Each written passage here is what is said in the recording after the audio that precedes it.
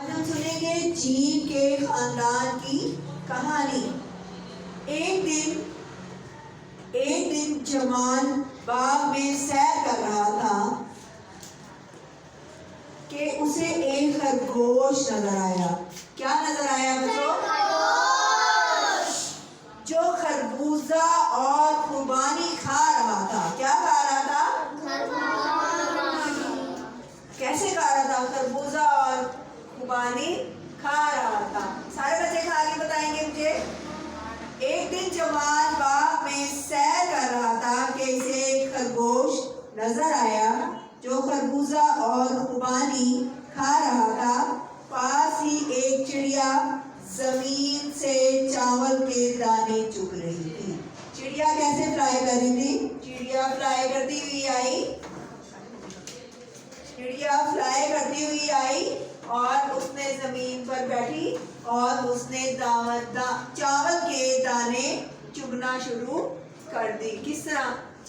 चिड़िया हाथों से तो नहीं खाती ना। चिड़िया कैसे खाती है? चोंच से।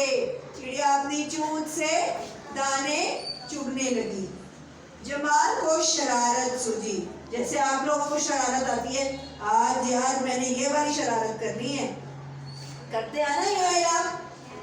आप भी करते हैं ना रिजम?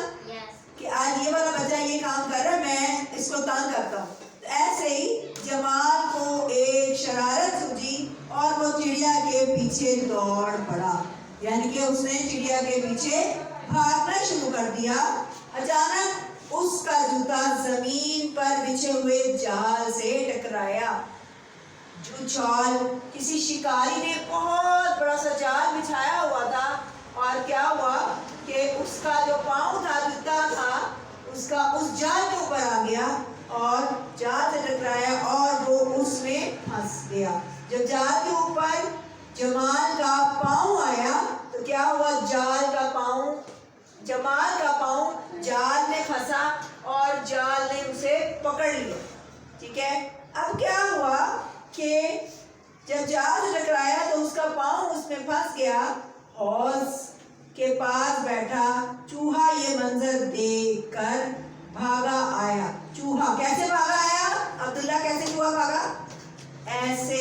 अब्दुल्ला बताएगा चूहा कैसे भाग के आया था। अब्दुल्ला ऐसे। चूहा जल्दी जल्दी भागा और आया और उसने जाल की रस्सियां काटना शुरू कर दी। अयान कैसे रस्सियां काटी चूहे ने? ऐसे। कैसे चूहे की रस्सियां काटी उसने? चूहे की रस्सियां काटना शुरू कर दी। जमाल को अपनी गलती का एहसास हुआ कि शरारत हमेशा नुकसान पहुंचाती है। हमें इस कहानी से क्या नतीजा मिला? कि हमें किसी को बिला वजह तंग नहीं करना चाहिए, क्योंकि फिर हमारी शरारत की वजह से हमें अल्लाह ताला से भी सजा मिलती है ना? तो जमाल को क्या सजा मिली थी? कि वो जाल में फंस गया था। फिर एक छोटे से नन्हे से चूहे ने उसकी मदद की और मदद करके उसने क्या किया? अपने दांतों से उसकी रस्सियां काटी चूहे ने जाल की और फिर जमाल को आजाद करा दिया। फिर जमाल ने अल्लाह का शुक्र अदा किया और माफी मांगी कि मैं अब किसी को तंग नहीं करूंगा। तो हमें किसी को तंग नहीं करना चाहिए और एक दूसरे की मदद करनी चाहिए। क्या करनी चाहिए? हमें एक दूसरे की मदद और शरारत नहीं करनी चाहिए। सब बच्चे मुझसे प्रॉमिस करेंगे कि हम शरारत नहीं करेंगे। आज सब बच्चे प्रॉमिस करेंगे मुझसे जल्दी से। ऐसे हम प्रॉमिस करते हैं कि हम अब शरारत